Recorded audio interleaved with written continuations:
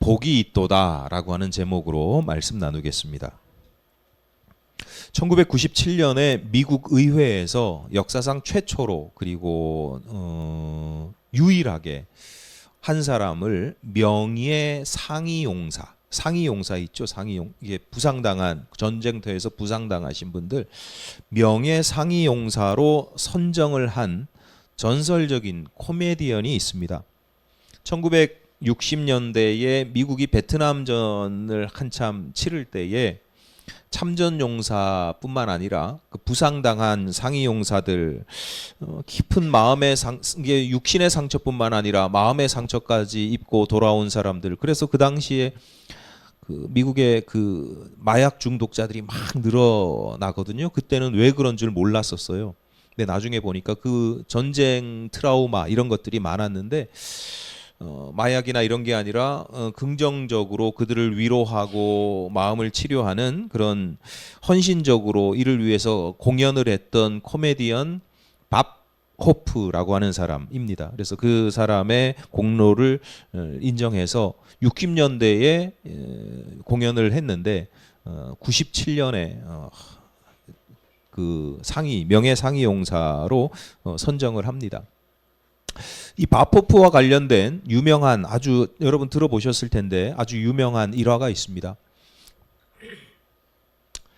전쟁이 오래 지속되니까 여러 번 공연들이 있었는데요. 그 상위용사를 위한 대규모 공연을 준비하던 총책임자가 이 바포프가 워낙 인기도 많고 많은 사람들에게 위로가 되고 하니까 그 공연에 바포프가 좀 꼭 나와줬으면 좋겠다라고 생각을 하고 섭외를 요청을 했는데 스케줄이 워낙 겹쳐 있어서 참석을 할 수가 없는 거예요.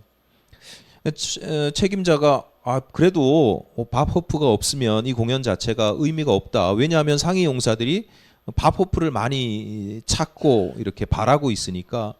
그래서 사정을 해가지고 결국 어떻게 합의를 봤냐면, 그러면 제가 5분만 무대 위에 올라서 잠깐 인사하고 얼굴 비치고 그리고 돌아가도 되겠냐, 그렇게 합의를 봤습니다. 공연 당일 바포프가 무대에 오르니까 사람들이 너무 좋아하죠. 청중들이 좋아할 뿐만 아니라 스탠딩 코미디를 하는데 배꼽을 잡고 막 깔깔대고 웃어대는 겁니다. 그렇게 공연을 시작한 지 5분이 지나고 10분이 지나고 20분이 지나고 30분이 지나고 40분 가까이 혼자서 생쇼를 다 하면서 공연을 마쳤어요. 그리고 내려오는데 공연을 마친 바포프의 눈에 눈물이 그렁그렁한 거예요. 총 감독이 깜짝 놀라서, 이게 지금 이상한 일이 벌어진 거잖아요. 예상치 못했던 일이 벌어진 거잖아요. 그래서 내려오는 바포프에게 물어봅니다. 왜 그랬냐 도대체, 이게 무슨 일이냐. 깜짝 놀라서 이유를 물었더니 자기가 공연을 하는데 맨 앞에 앉아있는 두 사람 때문에 내가 이렇게 된 거다. 한 사람은 오른팔이 없고 한 사람은 왼팔이 없는데 두 사람이 서로 남아있는 손을 가지고 박수를 서로, 두 사람이 그 손을 남아있는 손으로 모아서 박수를 치면서 즐거워하더라. 그 바포프가 이렇게 이야기를 합니다. 저 두 사람은 진정한 기쁨이 무엇인가를 가르쳐 주었습니다. 한 팔을 잃어버린 두 사람이 힘을 합하여 함께 기뻐하는 모습을 보면서 나는 참된 기쁨을 배웠습니다. 인생이라는 게, 삶이라는 게, 그리고 그 삶에 대한 해석이라는 게, 또 행복이라는 게 그렇게 단순하지 않지요. 돈이 많으면 행복하고 아프면 불행하고 이런 게 아니에요. 어떤 사람은 이렇게 몸과 마음에 큰 상처를 입고 후유증을 안고 살아가면서도 그 순간순간을 기쁘고 즐겁게 행복하게 살아가는 사람이 있는가 하면, 또 어떤 사람은 이미 많은 것들을 가지고 있고 건강한데도 늘 불평과 원망에 사로잡혀서 매 순간을 짜증을 내면서 불행하게 살아가는 인생들도 있습니다. 여러분은 어떤 경우에 가까운 것 같아요? 나는 행복하게 살아가는 편인 것 같아요? 아니면 삶의 순간순간들을 아니 지금 생각하면서 나는 행복한가? 이 관념적인 게 아니고 내가 일상의 삶들을 하루하루 행복하게 살아가는 것 같아요? 아니면 좀 불행한 감정으로 살아가시는 것 같아요? 여러분 지금 행복하십니까? 아니 그냥 솔직하게 내 심정으로 지금 제가 말씀을 드리기 전까지 내가 이 예배를 드리러 왔는데 예배를 드리는 이 마음이 그 가운데 좀 기대가 되고 행복하고 마음이 평안하고 뭐 즐겁고 이런 마음이 있었어요? 아니면 아이고 힘들어 죽겠는데 아유 찬송은 왜 이렇게 길어 목사님 설교 말씀 오늘도 10분을 넘게 했거네 좀 이렇게 좀 그런 마음이 있었어요. 지난 한 주는 어떠셨어요? 지난 한 주 동안은 여러분이 과연 뭐 지금 제가 드리는 말씀은 행복해야 된다 이런 말씀이 아니라 여러분이 난 참 행복함을 느꼈던 것 같아 또는 내가 불행감을 가지고 살았던 것 같아라고 한다면 어느 거나 상관없이 그 이유가 뭐인 것 같아요? 내가 무엇 때문에 난 참 행복감을 느꼈던 것 같아 또는 내가 무엇 때문에 좀 불행감을 느꼈던 것 같아 그 이유 많은 사람들이요 내가 행복한 이유 또는 내가 불행한 이유를 외부적인 내 마음 내 안이 아니라 외부적인 환경이나 상황에서 찾습니다. 뭐 대표적인 예를 하나 들면 돈이 있겠죠. 많은 사람들이 돈이 없어서 내가 왜 불행하냐면 돈이 없어서 뭘 사야 되는데 뭘 해야 되는데 돈이 없잖아요. 그래서 난 짜증나고 불행하고 그 돈을 벌기 위해서 내가 일을 해야 되고 힘들게 일을 해야 되고 그러니까 막 짜증을 느낀단 말이에요. 월급이 들어오면 통장을 스쳐갈 뿐이다. 이런 이야기들 뭐 하시는 걸 보면 이해가 되긴 해요. 뭘 내가 노력을 했을 때 성과를 얻었으면 그게 좀 뭐가 잡히는 게 있어요. 잡혔다가 가면 모르는데 그리고 내 의지대로 나가면 모르는데 숫자로 그냥 들어왔다가 나가면 내가 일한 것에 대한 이 노동의 어떤 의미나 가치나 이런 것들을 내가 체감을 못 하잖아요. 현대인들이 불행한 이유 중에 하나예요. 옛날 노란 봉투로 돈 받을 때가 좋았죠. 뭐 소매치기도 당하고 했지만 또 봉투 받는 날은 또 남편들이 또 이렇게 술 먹고 도박하고 막 2,000원 남겨가지고 뭐 월급 15만 원 받았는데 2,000원 남겨가지고 혼나고 뭐 그런 때도 있었지만 또 장단점이 다 있는 거죠. 여러분 돈이 없어서 불행하다고 내가 가난해서 그래서 불행하다고 느끼시는 분들 많습니다. 여러분 중에도 아마 있을 거예요. 관념적으로 뭐 이런 게 아니라 우리가 일상의 삶을 살아가는데 이것도 사고 싶은데 아니면 저것도 하고 싶은데 내가 이것도 못하고 저것도 못하고 그런 것들이 여러 가지로 막 밀려들 때 자식이 이거 해달라고 그러는데 막 어림도 없어서 어렸을 때 저희 아이들이 어렸을 때 그런 얘기를 하면 안 됐는데 돈 없어 이런 얘기를 제가 너무 많이 했어요. 애들이 그냥 우리 아빠는 돈이 없으니까 그 다음부터 뭘 해달라고를 안 해요. 그런 게 이제 막 속상한 거예요. 그러면 그게 내가 잘못해서라기보다 내가 돈이 없어서 뭐 이렇게 생각하기 쉽죠. 근데 사실 따지고 보면 그러면 행복한 사람들은 전부 다 부자들 뿐이에요. 나와 경제력이 비슷한 사람들 또는 나보다 경제력이 훨씬 열악한 사람들 중에도 행복한 사람들이 행복감을 느끼는 사람들이 있어요? 없어요? 있어요. 그러니까 행복하게 사는 사람들, 불행하게 사는 사람들, 행복하게 사는 사람들이 왜 행복한가를 돈에만 한정시켜서 보면 불행한 사람들은 돈이 없어서 불행해 이렇게 이야기를 하지만 행복한 사람들은 돈이 있어서 행복해 이렇게 이야기를 하는 게 아니라 내게 주어진 돈에 만족하고 감사하기 때문에 행복한 거죠. 액수의 많고 적음이 아니라 그러니까 우리가 행복을 느끼느냐 불행하게 살아가느냐를 결정짓는 것은 물론 외부적인 환경이나 상황들도 분명히 요인이 되긴 하지만 그보다 훨씬 결정적인 건 뭐냐? 내가 그 상황을 어떻게 이해하느냐 어떻게 해석하느냐에 달려있다라고 하는 거예요. 예를 하나 들면 우리나라에서 월급 1억 받으면 연봉 말고 월급. 1억 받는 사람들 많아요, 요즘에. 월급을 1억을 받으면 세금을 얼마를 뗄까요? 1,000만 원대? 2천만 원대? 예. 1억을 받으면 세금을 한 4천만 원대를 뗍니다. 그래서 자기가 순전히 가져가는 돈은 5천만 원대예요.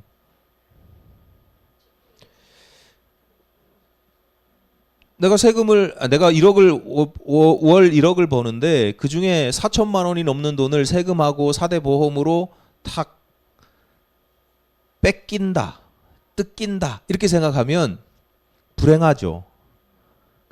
그 상황을 어떻게 해석하느냐에 따라서 나는 내가 열심히 벌어서 내가 열심히 내 능력으로 일했는데 이걸 다 떼가네, 다 뺏어가네 이러면 불행하죠. 안 그러겠어요? 근데 어떤 사람은 야 내가 1억이나 벌 정도로 내 능력을 인정받고 그리고 세금과 보험료로 떼어가는 4천여만 원에 대해서 내가 이걸 사회적으로 내가 그만큼 기여하고 있다라고 생각하는 사람들은 뿌듯하고 그리고 그 상황을 즐길 수 있기 때문에 그런 여유가 있기 때문에 행복할 수 있는 거예요. 오히려 자긍심을 느끼고 내가 이 사회에 이렇게 기여하는데 이렇게 생각할 수 있는 거죠. 그런데 여러분 생각해 보세요. 여러분 주변에 있는 사람들을 살펴보세요. 꼭 1억이 아니더라도 여러분 주변에 또는 여러분의 마음에 4천만 원이 넘는 돈을 뺏긴다고 생각하는 사람들이 많을까요? 기여한다고 생각하는 사람들이 많을까요? 예, 다 뺏긴다고 그러더라고요. 기여한다는 사람들은 뭐 거의 찾아보기가 힘들 정도죠. 자긍심을 느끼고 내가 기여하니까 자긍심을 느끼고 뿌듯하고 행복해하는 사람 혹시 보기는 하셨어요? 제가 자주 말씀드립니다만 예전에 행복지수 전 세계에서 행복지수 1위, 2위를 이렇게 늘 이렇게 엎치락 뒤치락 하는 덴마크에 대한 책을 읽고 깜짝 놀랐는데 거기서 나오는 내용 중에 하나가 고소득자일수록 세금을 많이 내는데 거기 50%가 넘어요. 그러니까 고연봉 워낙 거기는 소득 수준이 높아가지고 연봉도 월급도 많이 받거든요. 그런데 50% 넘는 돈을 떼요. 근데 그 사람들이 대부분 아까워하지 않는다는 거예요. 그 돈을. 당연하게 여긴다는 거예요. 왜냐하면 내가 이렇게 소득을 많이 벌 수 있는 직업을 갖게 된 이유가 내가 예를 들어서 중고등학교 때, 대학교 때 내가 무료로 공부를 했거든요. 책값, 생활비 이런 거 그냥 다 받아가면서 공부를 했거든요. 그게 어디서 떨어진 게 하늘에서 그냥 뚝 떨어진 게 아니잖아요. 그러니까 누군가가 이렇게 세금을 내서 내가 나 자신을 키워나가서 능력을 키워나가서 내가 이 직업을 가지고 이 일을 하기 때문에 그러니까 내가 지금 내는 세금은 빚을 갚는 거예요. 그리고 또 새로운 사람들을 키워내는데 내가 누군가를 키워주고 열매 맺게 하는 세워주는 그런 일을 하는 거죠. 그러니까 그게 이렇게 뭐 인식을 안 시켜도 그냥 어릴 때부터 그렇게 공부하면서부터 그렇게 배워오는 거예요. 그렇게 그냥 각인되어 있는 거예요. 그러니까 세금을 떼는 걸 그렇게 아까워하지 않아요. 물론 현실적으로 당장 우리나라의 상황하고 단순 비교할 수는 없죠. 왜냐하면 뭐 예를 들어서 내가 낸 세금을 제대로 쓰느냐 이런 문제 하나만 보더라도 변수의 차이가 큽니다. 오죽하면 그런 이야기가 요즘에 농담처럼 돌아다니겠어요. 뭐 나라에 돈이 없는 게 아니라 도둑놈이 많다. 뭐 그런 이야기들 하잖아요. 그러니까 세금이 샌다 이거죠. 세금이 제대로 쓰이면 내가 세금을 잘 낼 텐데 어차피 세는 거 눈먼 돈이니까 먼저 먹는 놈이 임자고 뭐 이런 것들이 있죠. 제가 덴마크 관련해서 책을 읽으면서 놀랐던 건 사실은 뭐 그 사람들이 세금을 많이 내느냐 안 내느냐 세금을 내면서 뭐 어떤 마음을 내느냐 뭐 그런 것보다 더 제가 놀랐던 건 뭐냐면 이게 우리나라에서뿐만 아니라 저는 이건 지구상에서는 이 땅에서는 불가능한 일이라고 생각을 했거든요. 내가 세금을 내면서 50% 세금을 내면서 내가 당연히 받았으니까 갚고 기여하는 거야 뿌듯하게 여기면서 살아가는 게, 저는 이 책을 읽기 전에는 상상도 못, 현실적으로 이루어질 수 없는 일이라고 생각을 했어요. 그런데 제가 책을 읽으면서 놀란 게, 지구 반대편에서 그렇게 살아가는 사람들이 있고 그런 나라가 있고 그 시스템이 오랫동안 유지되어 왔네라고 하는 걸 발견하고 제가 놀란 거예요. 이게 불가능한 일이 아니네. 아까 그러셨잖아요. 내 주변에 세금 4천만 원 이상 내면서 40% 이상 내면서 뿌듯하게 여기면서 행복해하는 사람, 여러분 같으면 행복해 하겠냐고요. 이게 어떻게 가능한 일이지? 그랬더니 그 책에 무슨 얘기를 하냐면 꿀벌의 비행, 학자들도 이게 논리적으로 경제학적으로 이게 설명을 못 한대요. 그래서 학자들이 표현하는 게 꿀벌의 비행, 이렇게 이야기를 한답니다. 여러분 꿀벌 날아다니는 거 보셨죠? 이상해요? 그냥 날아다니잖아요. 자연스럽게. 안 이상하잖아요. 주변에 실제하잖아요. 실제로 존재하잖아요. 날아다니는 꿀벌이. 근데 학자들이 지금도 미스터리래요. 꿀벌이 어떻게 날 수 있는지를. 왜냐하면 날개가 너무 작고 몸통이 너무 크대요. 대부분의 비행체는 날개가 크고 몸통이 작은데, 새들도 한번 보세요. 날개가 가로 딱 뻗으면 몸보다 길잖아요. 닭은 못 나는 이유가 날개보다 몸통이 커서 그래요. 날아다니는 새들 보면요, 날개가 어마어마하게 커요. 펼치면 잡아서 털 다 잡아 빼면 몸통은 요만큼밖에 안 돼요. 꿀벌이 도대체 어떻게 저렇게 비행하는지 모르겠다. 몸통이 저렇게 무겁고 날개는 저렇게 작은데 어떻게 날아다니느냐. 미스터리라는 거죠.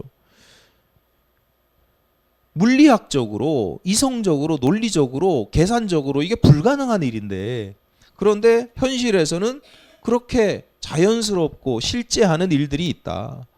여러분, 세상은 과학이나 논리로만, 내 머릿속의 계산으로만 세상은 그렇게 설명할 수가 없어요. 그러니까 내 머릿속으로는 1억을 버는데 4천만 원을 떼? 이건 정말 나쁜 세상이야, 이렇게 생각을 하는데, 그렇지 않게 그 세상을 천국처럼 살아가는 사람들이 실제로 있다니까요. 여러분 자신을 한번 돌아보십시오. 앞서 제가 질문을 드렸잖아요. 내가 불행하다면, 내가 불쾌감을 자주 느낀다면 그 이유가 무엇입니까? 돈이 없어서, 집이 없어서, 건강이 안 좋아서, 저 새끼가 나쁜 새끼라서, 인간관계가 안 좋아서, 자식들은 말을 안 듣고, 나와 가까이 있는 사람이 나를 배려하지 않고, 나를 존중하지 않고,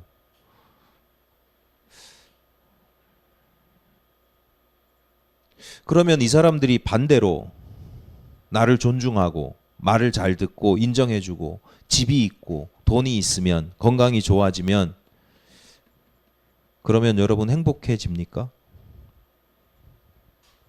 그러니까 환경이나 조건보다는 해석이 중요하다는 거예요. 내가 행복하려면 환경이나 조건을 바꾸는 것보다 내가 그 상황을 어떻게 이해하는지, 내가 어떻게 해석하는지의 관점을 바꿀 필요가 있다라고 하는 거예요. 그러니까 상황이 사실은 변하지 않아도, 실제로 그렇게 사는 사람들이 있잖아요. 나는 이게 너무 불행한 이유인데 어떤 사람들은 그걸 너무 행복한 이유로 여기고 살아간다니까요. 난 이게 불가능한 세상인데 그 천국처럼 만들어서 사는 사람들이 있다니까요. 그래서 생각해 보면 내가 마음만 바꾸면, 생각만 바꾸면, 관점만 바꾸면 내가 행복하게 살 수 있어요. 여기까지는 이해되시죠? 근데 문제는 마음이 잘 바뀌나요? 관점이 바뀌나요? 이게 안 돼요. 내가 마음만 다르게 먹으면 된다라고 생각하지만, 내가 바라보는 관점만, 이해만 다르게 하면 그러면 나는 행복하게 살 수 있어라고 하지만 그것이 절대 쉽지 않다니까요. 나 정말 불행해 죽겠는데 그래도 이 정도면 감사한 일이지라고 마음을 고쳐먹는 게, 설교 한번 들을 때는 맞아 그렇지 라고 하지만 돌아서면 또 짜증내고 있어요. 또 불평하고 또 누구는 어쨌네 저쨌네 원망하고 있어요. 불가능한 일인가요? 오늘 본문 1절입니다. 허물의 사함을 받고 자신의 죄가 가려진 자는 복이 있도다. 우리말 성경에 복이 있도다 라고 하는 구절이 맨 마지막에 등장하죠. 2절도 마찬가지입니다. 마음에 간사함이 없고 여호와께 정죄를 당하지 아니하는 자는 복이 있도다. 맨 뒤에 복이 있도다 이렇게 되어 있습니다. 그런데 원문은 달라요. 이 복이 있도다라고 하는 구절이 맨 앞에 위치합니다. 그러니까 직역을 하면 복되도다 이렇게 시작을 하는 거예요. 행복하구나, 행복하여라, 아싸 행복하여라 이렇게 시작하는 거예요. 오늘 설교 제목이 복이 있도다라고 하는 이유인데 지금 시인은 자신의 삶이 참 복된 이유를 이렇게 막 논리적으로 설명하고 찾아내고 설명하는 게 아니고 지금 이 본문은 뭐냐면 내가 복되다고 하는 사실을 경탄하고 감탄하고 기뻐하고 있는 겁니다. 아, 나 지금 너무 행복해 라고 시작을 하고 있는 거예요, 노래를.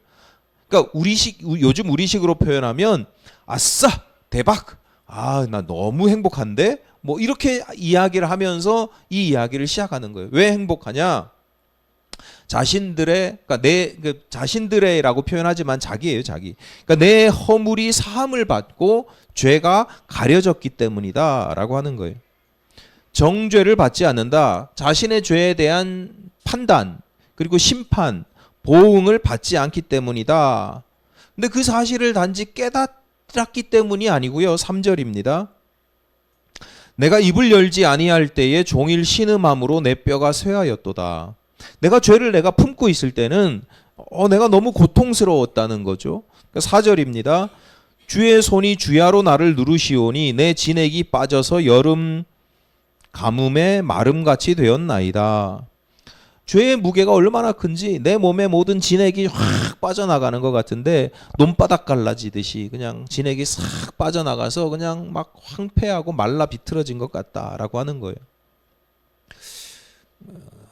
어렸을 때 읽었던 전래동화에 나오는 이야기인데 어떤 사람이 주인공이 과거 시험을 보러 가거든요. 근데 시제를 받았는데 아무리 고민해도 뾰족한 답이 떠오르지 않는 거예요. 근데 옆에 사람이 떨어져 있긴 한데 그래도 멀찌감치 이렇게 보니까 저 사람이 답을 쓰는데 가뭄의 단비 이렇게 쓰는 거예요. 이 주인공이 머리가 좋아요. 그래서 자기는 7년 가뭄의 단비 이렇게 썼대요. 가뭄이 막 들어있는데 비가 내리면 얼마나 기쁘고 행복하겠어요. 근데 7년 동안 가뭄이 들어서 사람들 다 죽고 뭐 그냥 가뭄이라는 게 그냥 목마른 정도가 아니잖아요. 삶을 존속시킬 생존이 불가능한 상황이잖아요. 7년 가뭄에 단비가 내리면 그 기쁨이 얼마나 대단하겠어요. 오늘 시편 기자가 심정이 그런 거예요. 여러분, 죄라고 하는 것의 문제의식이 굉장히 큰 거예요. 이 사람은. 죄라는 게 나를 짓누르는데 아우 나 정말 죽을 것 같은 거예요. 고통스럽기가 한이 없고 죽을 것 같아요. 그런 데서 그 가운데서 해방되었습니다. 단비를 맛봅니다. 그러니까 이 사람 입장에서는 이게 감탄할 수밖에 없는 거예요. 내가 복이 있도다 뭐 이렇게 표현이 되어 있지만 이 원래 이 시편의 그 뉘앙스는 그 7년 가뭄의 단비를 경험하는 것처럼 정말 그 해방감, 상쾌함,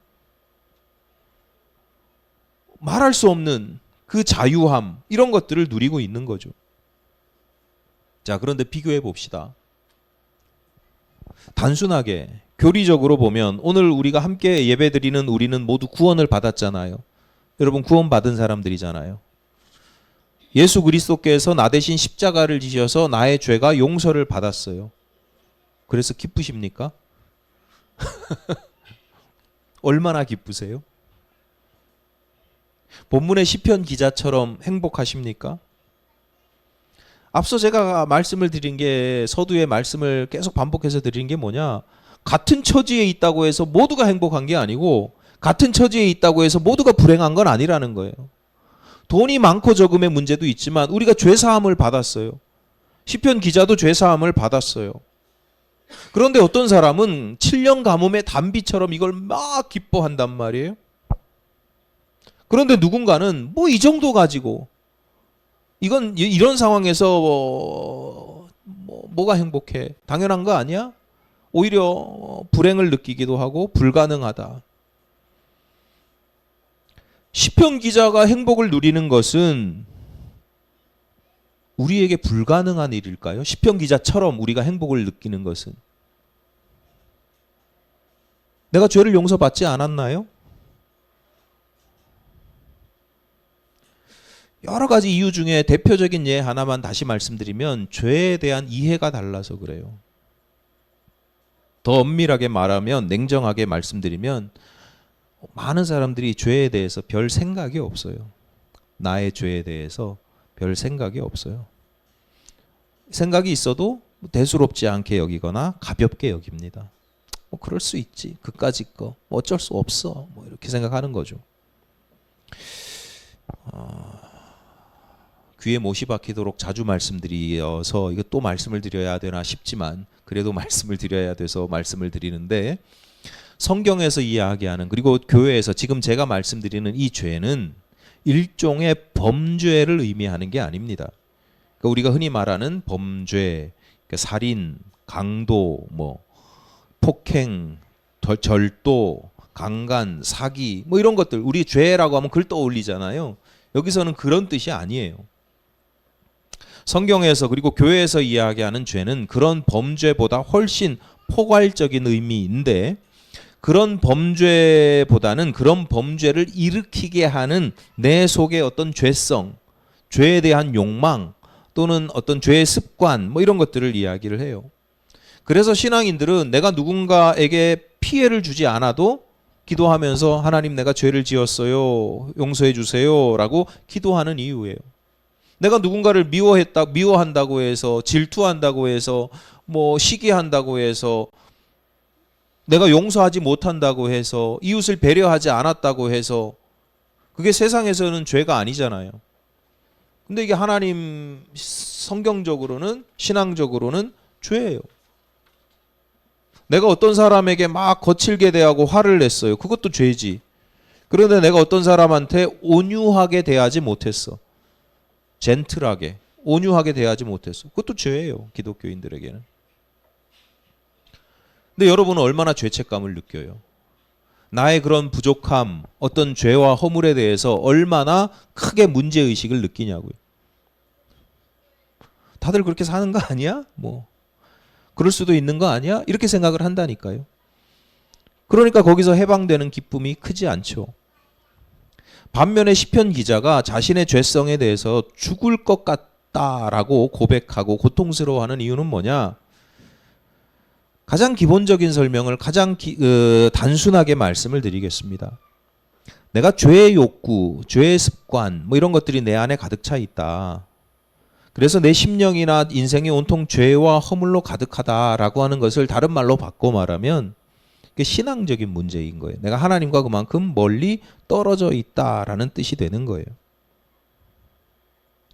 성도들에게 죄는 악한 행위가 아니라 하나님께서 미워하시는 것을 사랑하고 하나님께서 싫어하시는 것을 행하는 거예요. 그러니까 이웃을 배려하지 않고 이웃에게 온유하지 않은 게 왜 죄예요? 기독교인들에게는 단순하게 말하면 하나님이 싫어하시거든요. 하나님이 우리에게 너희는 온유해야 된다라고 말씀을 하시거든요. 온유한 자가 땅을 차지한다 이렇게 말씀을 하시거든요. 예를 들어서 생각해 보세요. 나를 화나게 하는 사람이 있어요. 어떤 사람 때문에 화가 났어. 그러면 우리는 어떻게 생각하냐면 내가 화를 낸 이유는 누구 때문이에요? 그 사람 때문이잖아요. 근데 가만히 자세히 살펴보세요. 어떤 사람은 똑같은 상황에서 화를 안 내는 사람도 있어요. 그 사람에게 온유하게 대하는 사람도 있어요. 그러니까 하나님은 그걸 보라는 거예요. 화를 내게 하는 외부의 요인이 있지요. 그 사람이 있어요. 그런데 그 사람과 내 안에 죄가 만나는 거예요. 내 안에 죄성이 만나서 이게 스파크를 일으키는 거죠. 근데 내 안에 죄성이 없으면, 허물이 없으면 그런 사람을 만나도, 내가 신실하면, 내 마음이 신실하고 깨끗하면 그런 사람을 만나도 화도 안 내고 오히려 온유하게 관대하게 대할 수도 있는 거예요.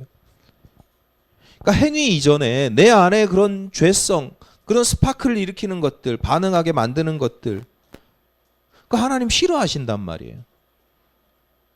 없애라고, 제어하라고 하신단 말이에요. 물론 제어가 안 되죠. 궁극적으로 제어가 안 됩니다. 내가 그게 제어가 되면 불가능하다 이렇게 얘기할 수도 있고, 성경이 우리에게 끊임없이 너희는 죄인이다 라고 말씀하시는 이유예요. 죄를 지어서 죄인이 아니라 너희들은 죄인이기 때문에 죄를 짓는다. 내 안에 그런 죄성이 있으니까 어떻게 해야 돼요? 죄를 내 힘으로 어떻게 없앨 수는 없어요. 이게 아무리 고통스럽고 힘들어도 내 힘으로는 없앨 수가 없어요. 노력은 하지만. 그래서 끊임없이 자신을 성찰하면서 죄를 멀리하면서 씻어내는데, 그 방법이 겸손하게 하나님의 용서를 빌고 하나님의 은혜를 구하는 겁니다. 본문 1절을 다시 보세요. 허물의 사함을 받고 자신의 죄가 가려진 자는 복이 있도다. 죄가 없어진 게 아니에요. 죄는 여전히 실존해. 그러니까 내 안에, 내가 죄의 행위가 아니라니까요. 내 안에 죄성이 여전히 존재해요. 그런데 그 허물이 사함을 받는다. 허물은 여전히 있는데 용서를 받는다는 거예요. 허물이 있지만 너 왜 허물을 가지고 있어? 빨리 안 없애? 이렇게 말씀하시는 게 아니라 용서해 줄게. 죄가 가려진 자, 하나님께서 그 죄를 가려주신다는 거예요. 2절을 다시 봅니다. 마음에 간사함이 없고 여호와께 정죄를 당하지 아니하는 자는 복이 있도다. 다시는 죄를 짓지 않게 되는 게 아니라 정죄를 당하지 않는다고요. 정죄를. 죄를 지어도 하나님께서 넌 죄인이야 이렇게 판단하시고 그러니까 이런 벌을 받아 이렇게 하지 않으신다는 거예요. 예수의 십자가의 대속으로 말미암아 우리가 구원을 받았지만 이 내 안에 있는 죄의 막강한 힘 앞에서 우리는 여전히 미력합니다. 연약합니다. 넘어집니다. 중요한 것은 그렇기 때문에 내가 어쩔 수 없어 이렇게 포기하는 게 아닙니다. 남들 다 그렇게 사는데 뭐 사람은 이렇게 살 수밖에 없어. 반복되는 죄와 허물의 현상들을 그러려니 여기는 것도 아니고, 또 반대로 이걸 내 힘으로 어떻게 한번 풀어보겠다고 막 어떻게 내 마음에 품고 있는 것도 아니에요. 내가 어떻게 해결해 보려고 품고 있는 것도 일종의 교만이고 더 큰 죄를 짓는 거죠. 이 가운데서 우리가 할 수 있는 가장 유일한 그리고 가장 바람직한 행위는 여호와 하나님을 신뢰하고 그분에게 내 죄를 맡기는 겁니다. 그래서 2절이 이렇게 시작하죠. 마음에 간사함이 없고, 그러니까 하나님 앞에 솔직하다는 거예요. 정직하다는 거예요. 속이지 않는다는 거예요. 그런 사람이 복되다는 거예요. 5절입니다. 내가 이르기를 내 허물을 여호와께 자복하리라 하고 주께 내 죄를 아뢰고 내 죄악을 숨기지 아니하였더니 곧 주께서 내 죄악을 사하셨나이다. 죄를 숨기지 않고 아뢰며 솔직하게 아뢰면서 자복하는 것, 그 가운데 온전한 회복이 시작되고 그 회복을 내가 누리는 순간 복되구나, 행복하구나, 내가 이 죄에서 해방되었다, 경탄하고 감사하게 됩니다.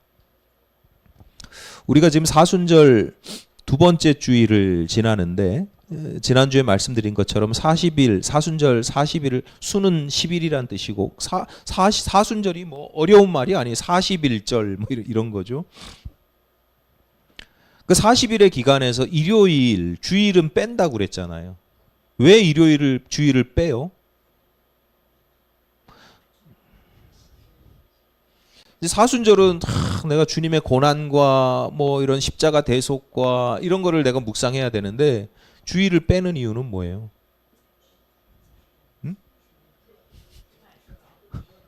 네? 시간을 더, 그래서 우리 주일까지 포함하면 46일이에요. 사순절이. 여러분 주일은 무슨 날이에요?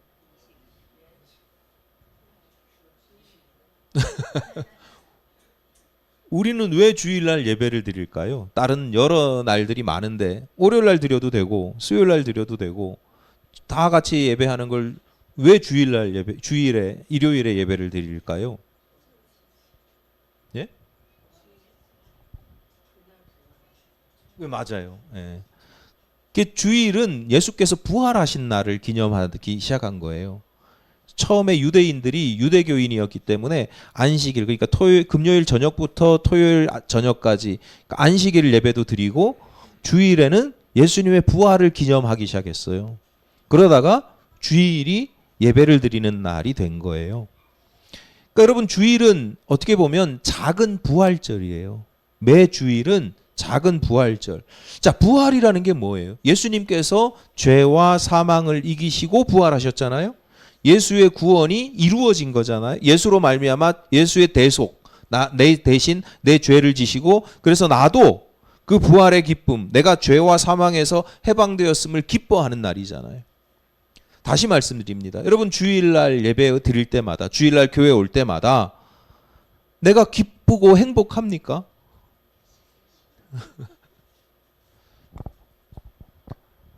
그러니까 예배 드리는 게 힘들고 차 타고 오는 게 힘들고 주차하는데 짜증나고 예배는 설교는 왜 이렇게 길고 뭐 이렇게 생각하면 힘들죠. 뭐 힘들어요. 그런데 주일 예배를 드리러 오는 우리의 마음이 그래 내가 내 죄가 이 심각한 죄가 하나님으로부터 멀어질 수밖에 없고 하나님으로부터 저 동떨어져 가지고 하나님께서 미워하시고 싫어하시는 행위를 함으로써 지옥에 떨어질 내 인생이 그냥 솔직하게 하나님 나 약해요. 내가 오늘도 또 죄에 넘어져요. 제가 또 오늘도 저 사람의 쓴소리를 참지 못하고 또 화를 버럭 냈네요. 내 안에 죄성이 또 이래요. 그 솔직하게 하나님 앞에 고백하고 내려놓으면 하나님께서 용서해 주시는, 죄를 사해 주시는, 덮어 주시는 그런 것들을 경험하는 날이라고 생각을 하면 얼마나 기쁘고 감사한 일이에요.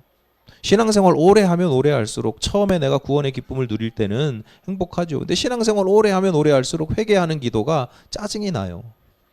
그렇지 않아요? 10년 전에도 이거 가지고 기도했는데 20년 전에도 이거 가지고 기도했는데 여전히 하나님 생각을 바꾸세요. 10년 전에도 내가 이 기도를 드려서 내가 용서를 받았고 20년이 지나도 내가 이 기도를 나는 왜 똑같지? 이렇게 생각하면 짜증이 나는데 그때도 그렇고 지금도 그렇고 하나님께서 나를 불쌍히 여기시고 어여삐 여기시고 내 죄를 용서해 주신다.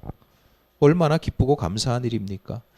머리로만 내가 이해하는 것이 아니라 오늘 그렇구나 이렇게 이해하고 끝나는 것이 아니라 오늘 시편 기자처럼 여러분의 일상에서 그 은혜를 누리시기를 바랍니다. 하나님께 내 죄를 아랠 때마다 감탄과 감사가 차고 넘치는 행복한 사람. 그래서 회개의 기도를 드리고 나면 아싸 대박 내 죄가 용서받았어 할렐루야 행복해 뭐 그런 자유함을 누리시고 살아가시는 여러분 돈이 없어서 불행할 수는 있는데 구원을 못 받아서 불행한 건 아니잖아요. 네, 구원 받은 그 기쁨을 날마다 일상에서 누리면서 살아가시기를 간절히 바랍니다.